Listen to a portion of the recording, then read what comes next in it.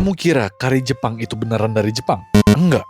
Makanan yang sekarang jadi comfort food nomor satu di sana, dari katsu kare sampai kari udon, sebenarnya impor dari Inggris, bukan dari India. Tapi cara Jepang ngolah dan menjepangkan kari itu luar biasa. Dalam satu abad, mereka ubah bumbu kolonial Inggris jadi makanan nasional. Hari ini kita bahas gimana kari bisa nyebrang dari kapal perang Inggris ke meja makan Jepang. Siap? Welcome to Sejarah on a Plate.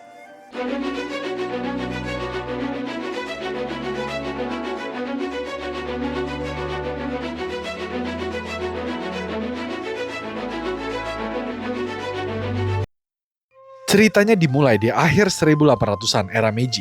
Jepang baru aja buka diri setelah ratusan tahun hidup tertutup. Mereka mulai belajar teknologi barat termasuk makanan. Tahun 1868, pemerintah Meiji ngebentuk armada modern dan kirim pelaut belajar ke Inggris. Nah, di sana mereka pertama kali kenal makanan bernama curry stew, masakan Inggris yang diadaptasi dari India selama masa kolonial. Inggris waktu itu udah punya campuran bumbu instan yang disebut curry powder, hasil adaptasi ringan dari masakan India biar cocok buat lidah Eropa. Jadi, kari pertama kali masuk Jepang bukan kari India, tapi kari Inggris.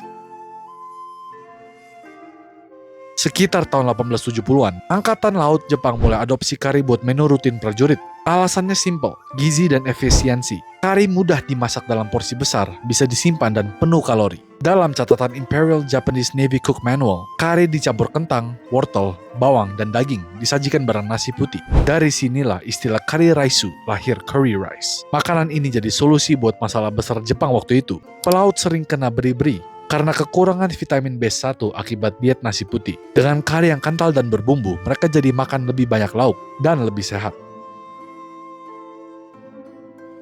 Begitu para pelaut dan tentara balik ke darat, kari mulai nyebar ke rumah tangga. Alasan utamanya, rasa kari Inggris itu ringan dan gampang diterima lidah Jepang. Nggak terlalu pedas, gurih, creamy, dan cocok banget sama nasi. Kombinasi yang langsung nempel di budaya makan mereka. Tahun 1877, buku masak Jepang pertama yang nyebut kari diterbitkan, Seiyo Rorishina, panduan masakan barat. Resepnya simpel banget, tumis bawang, tambahkan tepung dan bumbu curry powder Inggris, lalu rebus dengan daging dan kentang. Dari situ, kari resmi diakui sebagai makanan bergaya barat, atau yoshoku. Ini penting karena di era Meiji, makan masakan barat itu tanda modernitas dan status sosial. Jadi kari bukan cuma makanan biasa, tapi simbol Jepang yang pengen maju.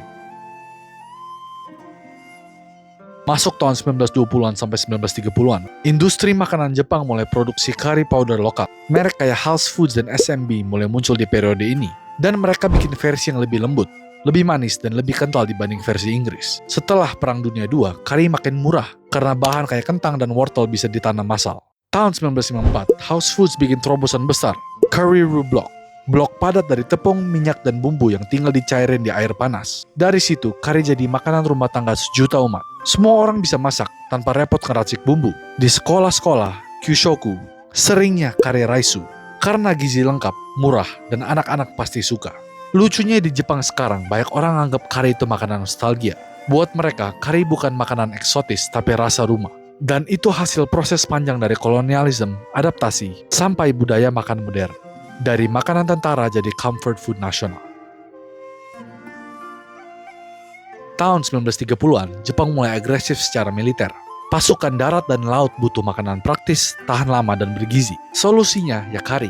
Dalam buku panduan dapur Angkatan Laut Jepang tahun 1932, resep kari diubah biar gampang disajikan massal untuk ribuan prajurit. Komposisinya standar banget. 1 kilo daging, 2 kilo kentang, 1 kilo wortel, 10 sendok makan tepung, dan 3 sendok curry powder. Semua direbus jadi bubur kental, biar gampang ditakar dan nggak cepet basi. Dari dapur militer inilah istilah kaigun kari muncul, yang sampai sekarang masih disajikan tiap Jumat di kapal Angkatan Laut Jepang sebagai tradisi. Masuk era Perang Asia Timur Raya, pemerintah Jepang pakai makanan sebagai alat propaganda.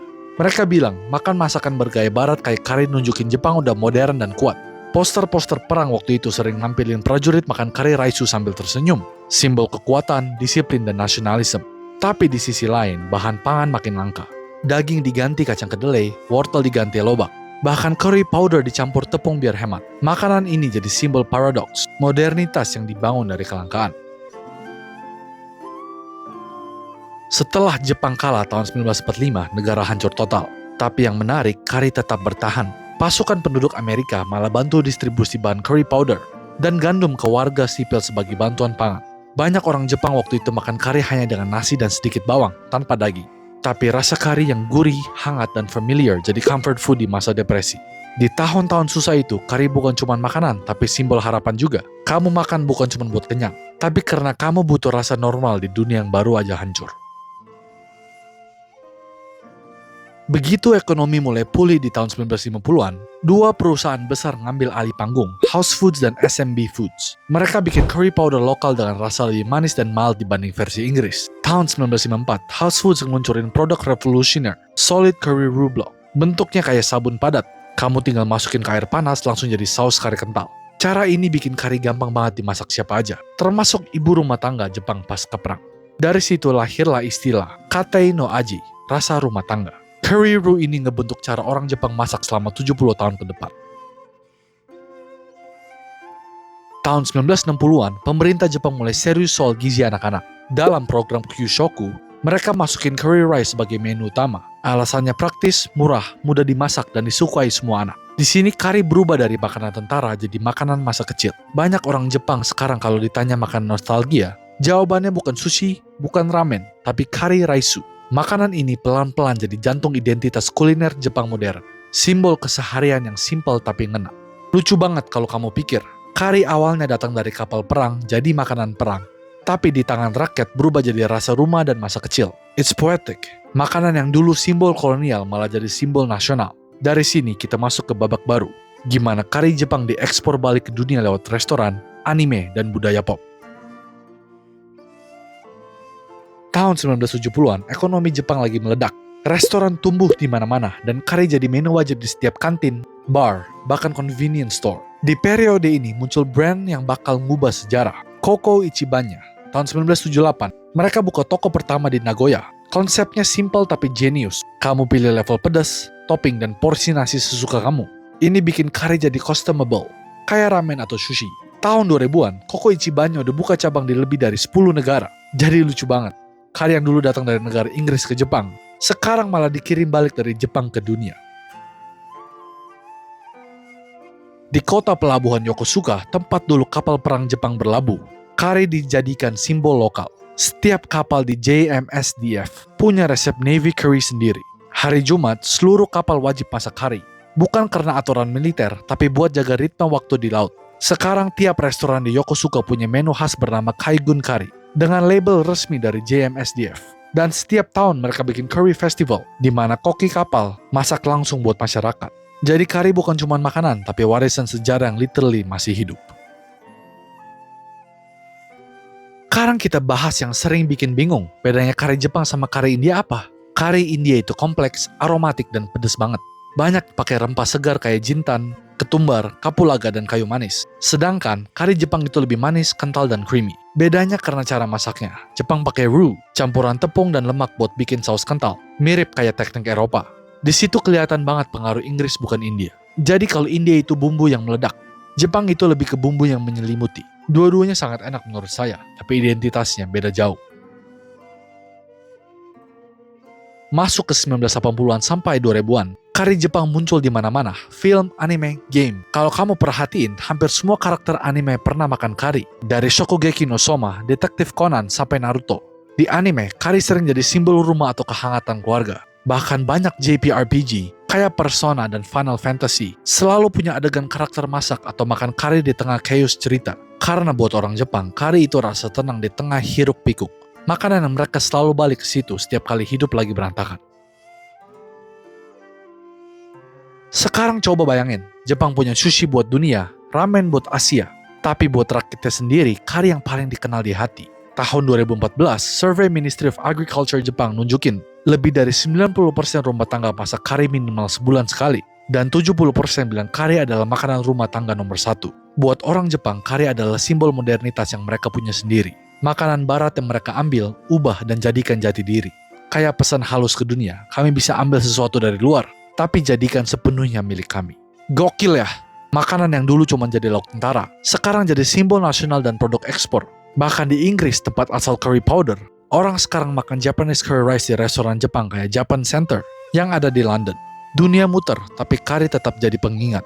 Sejarah makanan itu nggak pernah lurus, selalu nyilang antara perang, rasa, dan budaya.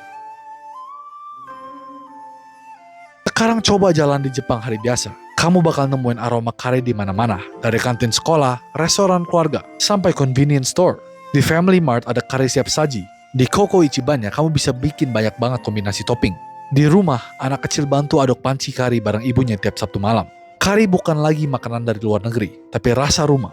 Orang Jepang juga punya istilah khusus, kare noi. Curry Day diperingati tiap 22 Januari. Itu hari di mana sekolah-sekolah di seluruh Jepang makan curry bareng buat ngerayain sejarahnya. Makanan sederhana yang bikin satu bangsa punya rasa yang sama. Waktu awal Meiji, kari dianggap sebagai modernitas. Tanda Jepang udah sejajar sama Barat. Tapi sekarang maknanya kebalik. Kari justru jadi simbol nostalgia dan kesederhanaan. Di iklan televisi Jepang, kamu bisa lihat adegan klasik. Ayah pulang kerja, anak kecil teriak, "Papa, kari udah jadi!" Dan keluarga makan bareng sambil ketawa. Nggak glamor, nggak ribet, tapi hangat dan nyata. Filosofinya sederhana, hal yang asing bisa jadi hal yang paling dekat kalau kita mau nerima dan meraciknya dengan hati. Sekarang dunia mulai sadar, adaptasi Jepang terhadap kari itu bukan cuma soal rasa, tapi mindset. Kamu bisa lihat dari tren Japanese curry boom di luar negeri. London, New York, Jakarta semua punya restoran katsu curry. Banyak chef luar negeri belajar teknik bikin roux Jepang karena teksturnya stabil dan ringan. Bahkan chef India kayak Ranveer Brar pernah bilang, Japanese curry bukan pengkhianat terhadap India, tapi penghormatan yang penuh logika. Karena Jepang nggak berusaha nyamain, mereka ngejaga ruhnya, tapi ngubah kulitnya. Dan itu alasan kenapa kari Jepang bisa diterima semua orang. Rasa universal yang nggak perlu dijelasin, lembut, gurih, dan bikin tenang. Kamu bisa lihat seluruh perjalanan Jepang di piring karinya. Dari masa imperialisme dan perang, masa rekonstruksi dan modernitas, sampai era globalisasi dan nostalgia. Satu hidangan tapi penuh lapisan makna. Dan mungkin itu kenapa makanan ini begitu dicintai. Bukan karena eksotis, tapi karena jujur. Kari Jepang ngasih pelajaran sederhana. Adaptasi bukan berarti kehilangan jati diri. Kamu bisa berubah tapi tetap jadi diri sendiri. Selama kamu tahu apa yang kamu mau jaga. Jadi lain kali kalau makan kari Jepang, entah di restoran, di rumah, atau di bento kantoran, ingat aja, kamu lagi makan hasil 150 tahun sejarah manusia yang belajar dari perang, dari krisis, dan dari dapur kecil. Kari Jepang bukan cuma soal rasa gurihnya, tapi soal kemampuan manusia buat berubah tanpa kehilangan rasa aslinya. Dari kapal perang ke dapur rumah, dari simbol barat ke rasa rumah. Itu bukan cuma makanan, itu kisah hidup yang dimasak perlahan. Makasih udah nonton sampai habis. Jangan lupa like, komen, share, dan subscribe. Biar kamu nggak ketinggalan cerita makanan lain yang diam-diam nyimpen sejarah manusia di tiap suapannya. Terima kasih.